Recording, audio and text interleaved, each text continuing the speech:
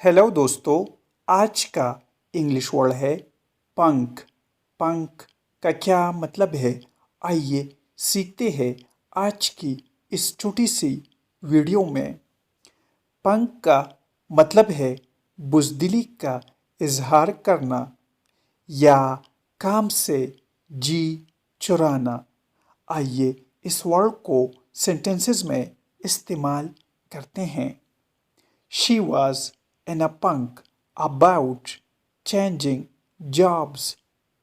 वो नौकरी बदलने के चक्कर में थे। Asad is the master of punk. इसका मतलब है असद बुज़दिली करने का मास्टर है। दोस्तों, चैनल को सब्सक्राइब करें और वीडियो को लाइक और शेयर ज़रूर करें।